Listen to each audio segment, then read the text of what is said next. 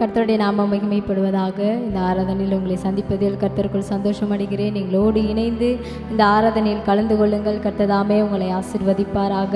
நாம் சில பாடல் பாடுவதற்கு முன்பதாக நம் தலைகளை தாழ்த்தி நாம் ஜெபிப்போம். எங்கள் அன்பின் பரலோக பிதாவே, உம்மை ஸ்தோத்தரிக்கிறோம், துதிக்கிறோம் ஆண்டவரே.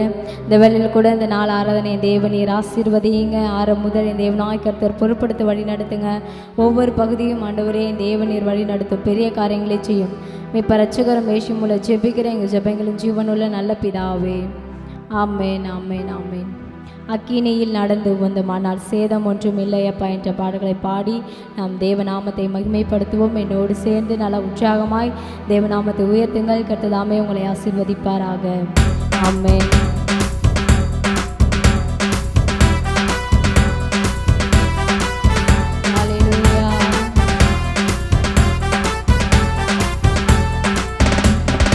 அக்கினியில் நடந்து வந்தோம், ஆனால் சேதம் ஒன்றும் இல்லையப்பா. தண்ணீரை கடந்து வந்தோம், ஆனால் மூழ்கி போகவில்லையப்பா.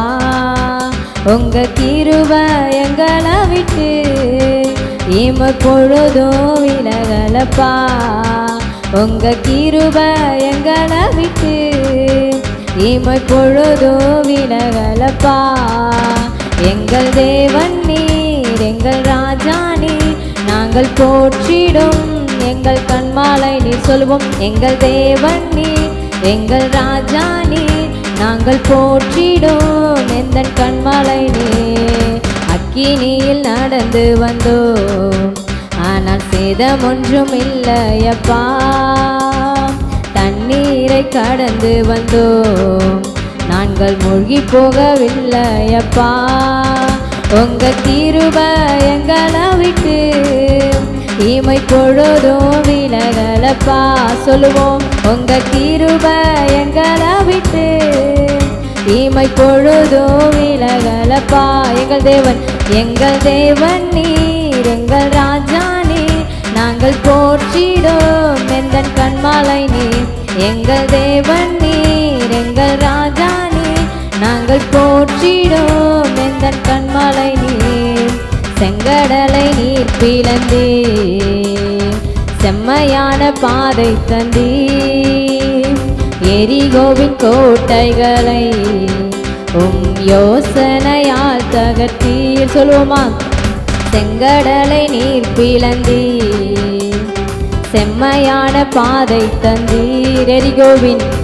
எரிகோவின் கோட்டைகளை யோசனையால் தகர்த்தீர். கோலியாத்தின் கோஷங்களை ஒரு நொடியில் வென்று விட்டீர். ஆமென். கோலியாத்தின் கோஷங்களை ஒரு நொடியிலே வென்று விட்டீர். எங்கள் தேவன் நீர், எங்கள் ராஜா நீர், நாங்கள் போற்றிடும் எந்த கண்மாலை நீர். எங்கள் தேவன் நீர், எங்கள் ராஜா நீர், நாங்கள் போற்றிடும் எந்த கண்மாலை நீர். அக்கினியில் நடந்து வந்தோம், ஆனால் சேதம் ஒன்றும் இல்லையப்பா. தண்ணீரை கடந்து வந்தோம், நாங்கள் மூழ்கி போகவில்லையப்பா. உங்க கிருபை எங்களை விட்டு பொழுதும் விலகலப்பா. மீண்டும் சொல்லுவோம், உங்க கிருபை எங்களை விட்டு பொழுதும் விலகலப்பா. எங்கள் தேவன் நீர், எங்கள் ராஜா நீர், நாங்கள் போற்றிடும் எந்த கண்மாலை நீர். எங்கள் தேவன் நீர், எங்கள் ராஜா நீர், நாங்கள் போற்றிடும் எந்த கண்மாலை நீர். பலவித சோதனையால் புடமிடப்பட்டோமையா, பொன்னாக மாற்றி விட்டீர், புது இருதயம் தந்து விட்டீர். சொல்லுவோம், பலவித சோதனையால் புடமிடப்பட்டோமையா, பொன்னாக மாற்றி விட்டீர், புது இருதயம் தந்து விட்டீர். எங்கள் தலையை எண்ணெயினால் அபிஷேகம் செய்து விட்டீர். சொல்லுவோமா, எங்கள் தலையை எண்ணெயினால் அபிஷேகம் செய்து விட்டீர். மீண்டும் சொல்லுவோம், எங்கள் தலையை எண்ணெயினால் அபிஷேகம் செய்து விட்டீர். எங்கள் தேவன் நீர், எங்கள் ராஜா நீர், நாங்கள் போற்றிடும் எந்தன் கண்மாலை நீர். எங்கள் தேவன் நீர், எங்கள் ராஜா நீர், நாங்கள் போற்றிடும் எந்தன் கண்மாலை நீர். வருடங்களை உமது கிருபையினால் கடந்தோம். இனி வரும் நாட்களெல்லாம் உந்தன் மகிமைதனை காண்போம். சொல்லுவோமா, வருடங்களை உமது கிருபையினால் கடந்தோம். இனி வரும் நாட்களெல்லாம் உந்தன் மகிமைதனை காண்போம். எங்கள் ஆயுள் உள்ளவரை இயேசு நாமத்தை உயர்த்திடுவோம். எங்கள் ஆயுள் உள்ளவரை இயேசு நாமத்தை உயர்த்திடுவோம். மறுபடியும் சொல்லுவோம், எங்கள் ஆயுள் உள்ளவரை இயேசு நாமத்தை உயர்த்திடுவோம். எங்கள் தேவன் நீர், எங்கள் ராஜா நீர், நாங்கள் போற்றிடும் எந்தன் கண்மாலை நீர். எங்கள் தேவன் நீர், எங்கள் ராஜா நீர், நாங்கள் போற்றிடும் எந்தன் கண்மாலை நீர். அக்கினி நெருப்பாய் இறங்கி வரும், அபிஷேகம் தந்து வழி நடத்தும். சொல்லுவோம், அக்கினி நெருப்பாய் இறங்கி வரும், அபிஷேகம் தந்து வழி நடத்தும். முச்செடி நடுவில் தோன்றி நீரே, மோசே அழைத்து பேசி நீரே. முச்செடி நடுவே தோன்றி நீரே, மோசையை அழைத்து பேசி நீரே.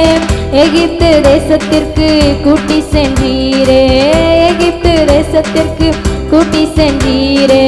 எங்களை நிரப்பி பயன்படுத்தும், எங்களை நிரப்பி பயன்படுத்தும். அக்கினி நெருப்பாய் இறங்கி வரும், அபிஷேகம் தந்து வழி நடத்தும்.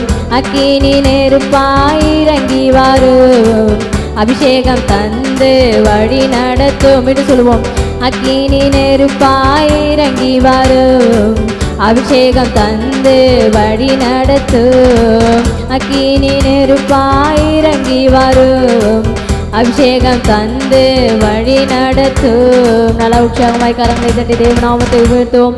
அவரே நம்மளை முச்செடி நடுவிலிருந்து தோன்றின தேவனாயிருக்கிறார். நம்மளை ஒரு இமை பொழுதும் நம்மளை தள்ளிவிடாமல், ஒரு நாளும் நம்மளை விட்டு விலகாமல் நம் கூடவே இருந்து நம்மளை வழி நடத்துகிற தேவனாயிருக்கிறார். ஒரு தகப்பன் எப்படி பிள்ளையை சுமந்து வருகிறாரோ அதை காட்டிலும் மேலாய் தேவனாய் கர்த்தர் உன்னையும் என்னையும் தூக்கி வழி நடத்தி வருகிறபடியால் யாவும் கரங்களை தட்டி தேவநாமத்தை நாம் உயர்த்துவோம். இயேசுவே உமக்கு நன்றி, நன்றி, நன்றி, நன்றி. பரலோக பிதாவே உமக்கு நன்றி ஆண்டவரே. நன்றி இயேசுவே, நன்றி இயேசுவே. ஹல்லேலூயா. உமக்கு நன்றி, நன்றி, நன்றி ஆண்டவரே. அன்று ஆண்டவர் முச்செடி நடுவில் அப்பா மோசையோடு பேசின தேவன், இந்த ஆராதனை என் தேவனீர் எங்களோடு முகமுகமாய் நீர் பேசுவதற்காக நன்றி ஆண்டவரே. நன்றி அப்பா பரிசுத்தரே, உமக்கு நன்றி ஆண்டவரே. ஹல்லேலூயா, ஹல்லேலூயா, ஹல்லேலூயா. இயேசுவே உமக்கு நன்றி, நன்றி, நன்றி. வாரும் தூய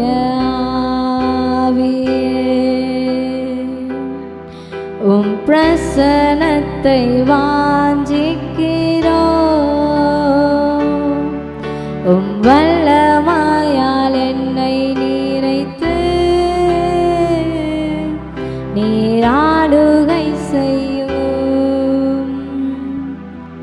வாரும் தூய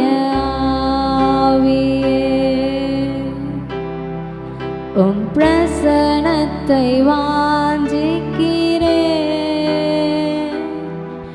உம் வல்லமையால் என்னை நிறைத்து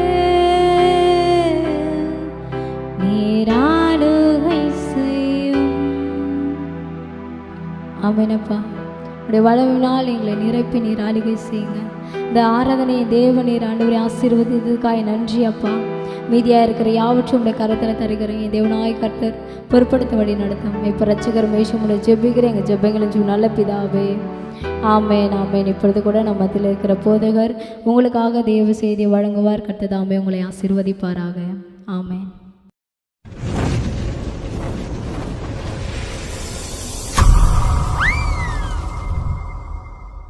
கர்த்தருடைய நாமம் மகிமைப்படுவதாக. நாம் இப்பொழுதும் கர்த்தருடைய வார்த்தைக்கு நேராக கடன் செல்லலாம். சங்கீதம் 55ஆம் அதிகாரம் 22ஆம் வசனத்தை நாம் வாசி கேட்போம். சங்கீதம் 55:22. கர்த்தர் மேல் உன் பாரத்தை வைத்துவிடு, அவரே உன்னை ஆதரிப்பார். இன்றைய காலகட்டத்தில் ஒவ்வொரு மனிதனுக்கும் பாரமான காரியங்கள் இல்லை என்று சொல்ல முடியாது. நாம் பார்க்கிறோம், அநேக மனிதர்கள் முன்பாக நம்ம முன்னாடி சிரிக்கிறாங்க, நல்லா உற்சாகமாக மகிழ்ச்சியோடு இருக்கிறது நாம் பார்க்குறோம்.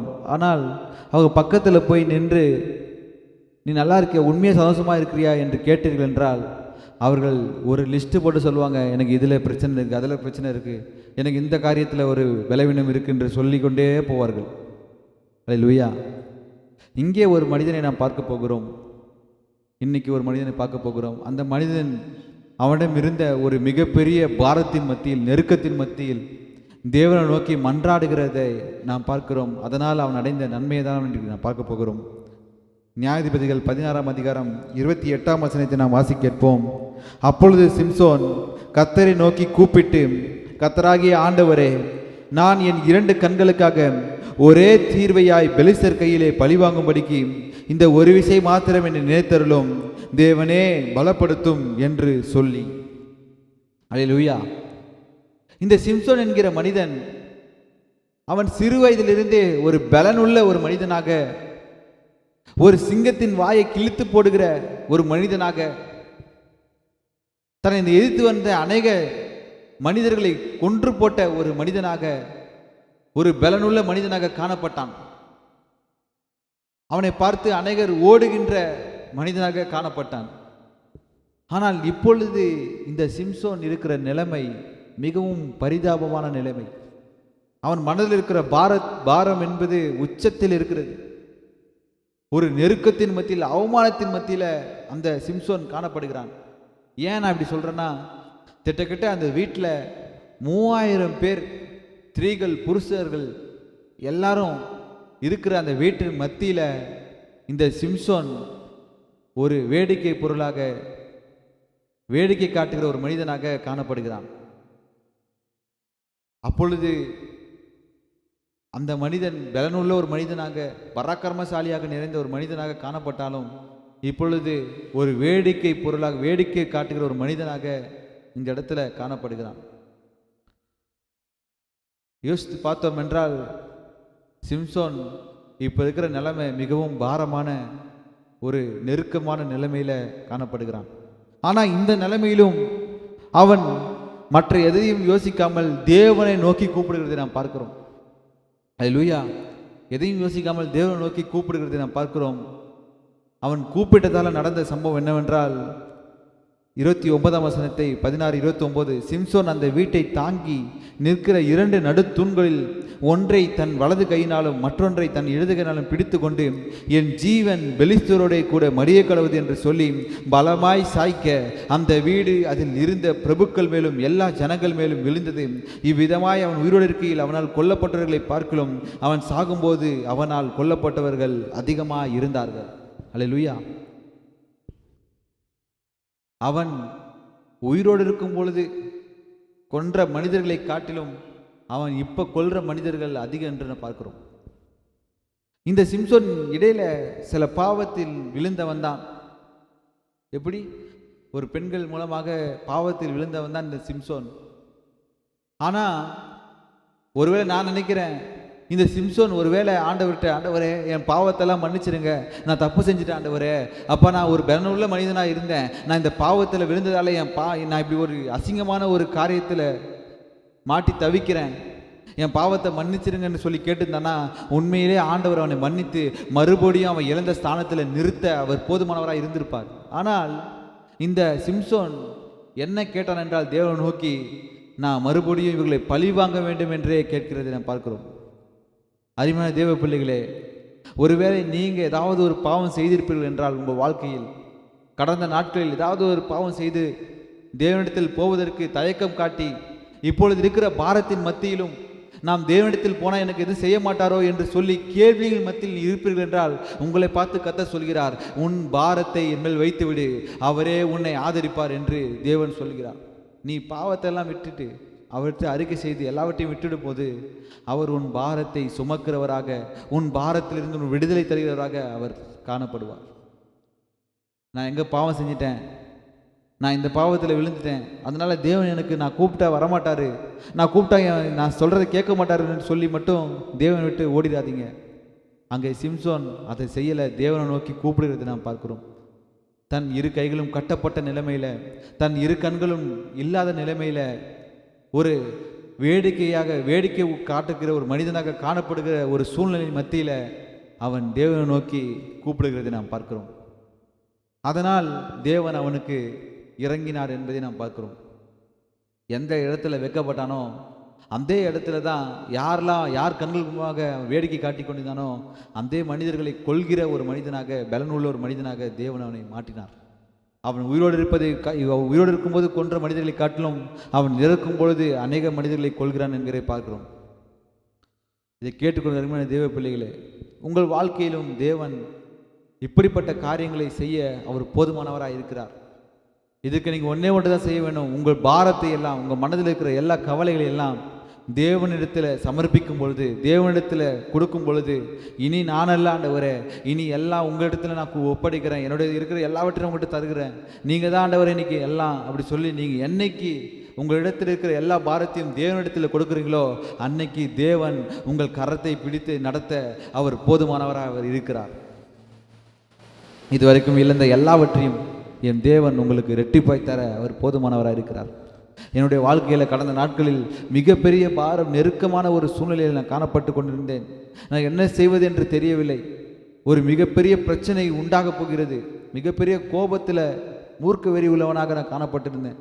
யார் என்னை எதிர்த்து பேசினாலும் அவர்களை சரிமாரியாக பேசிடலாம் என்று சொல்லி தான் நின்று கொண்டிருந்தேன். ஆனால் அன்னைக்கு தேவனே எனக்கு உதவி செய்யுங்கப்பா, நான் ரொம்ப கோபத்தில் இருக்கிறேன், எனக்கு உதவி செய்யுங்க, என்ன பேசணும்னு எனக்கு தெரில, இந்த பிரச்சனையில் ஒரு சமாதானத்தை எனக்கு கொடுங்க ஆண்டவரே சொல்லி ஜெபித்து விட்டு போகும் பொழுது அந்த பிரச்சனைகளில் அந்த இரவிலே தேவன் எனக்கு ஒரு சமாதானத்தை கட்டளையிட்டார்.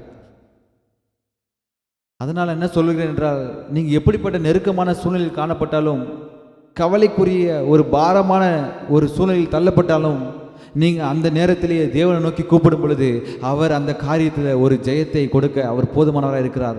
யாவரும் சேர்ந்து கண்களை மூடி பிரார்த்தனை செய்வோம். அன்பின் பரலோக பிதாவே, குமாரனாகிய இயேசு கிறிஸ்துவின் சர்வநாமத்தில் ஜெபிக்கிறோம். ஆவியானவரே, உம்மை ஸ்தோத்திரிக்கிறோம் ஆண்டவரே. இன்றைக்கு சிம்சோன் மூலமாக நான் கற்றுக்கொண்ட பாடம் ஆண்டவரே, எங்களிடம் இருக்கிற எல்லா பாரத்தையும் ஆண்டவரே, எங்களிடம் இருக்கிற எல்லா கவலைகளையும் எல்லா துன்பமான சூழ்நிலைகளையும் ஆண்டவரே உம்மிடத்தில் ஒப்படைக்கும் பொழுது நீர் அதை சமாதானம் உள்ளதாய் மாற்றுகிறவர் என்பதை நாங்கள் அறிந்து கொண்டோம் ஆண்டவரே. கர்த்தர் மேல் உன் பாரத்தை வைத்து விடு, அவரே உன்னை ஆதரிப்பார் என்ற வார்த்தையின்படி ஆண்டவரே, அப்ப எங்களிடம் இருக்கிற எல்லா பாரத்தையும் ஆண்டவரே உம்மிடம் ஒப்படைக்கிறோம் அப்பா ஆண்டவரே. நீர் ஆண்டவரே எங்களை ஆதரித்து எங்களை சமாதானமான ஒரு மனிதனாக மாற்றுவீராக ஆண்டவரே. தொடர்ந்து உடைய பிரசன்னம் எங்களோடு இருக்கட்டும் ஆண்டவரே. அப்பா, இதை கேட்டுக்கொண்டிருக்கிற ஒவ்வொரு பிள்ளைகளுக்கும் பாரத்தோடு ஒருவேளை இதை பார்த்து கொண்டிருப்பார்களானால் ஆண்டவரே, ஒவ்வொரு பிள்ளைகளுக்கும் வேண்டிய ஆண்டவரே சமாதானத்தினை தரும்படி நாங்கள் ஜெபிக்கிறோம் அப்பா ஆண்டவரே. நீங்கள் அப்படியே செய்ய போகிறதுக்காக உமக்கு நன்றி ராஜா ஆண்டவரே. நீரே பொறுப்படுத்திக் கொள்ளுங்க ஆண்டவரே. அப்பா சோதரம் அப்பா, இந்த ஆராதனை ஆரம்பம் முதல் முடிவரும் பிரசன்னம் எங்களோடு இருந்ததுக்காக நன்றி செலுத்துகிறோம் ஆண்டவரே. மீட்பர் இயேசுவின் ஜெபிக்கிற நல்ல பிதாவே, ஆமேன் ஆமேன் ஆமேன். யாவரும் சேர்ந்து சொல்லுவோம். என் ஆத்துமாவே கர்த்தரை ஸ்தோத்திரி, என் முழுமை பரிசுத்த நாமத்தை ஸ்தோத்திரி, என் ஆத்துமாவே கர்த்தரை ஸ்தோத்திரி, அவசை சகல உபகாரங்களையும் மறவாதே. ஆமேன் ஆமேன் ஆமேன்.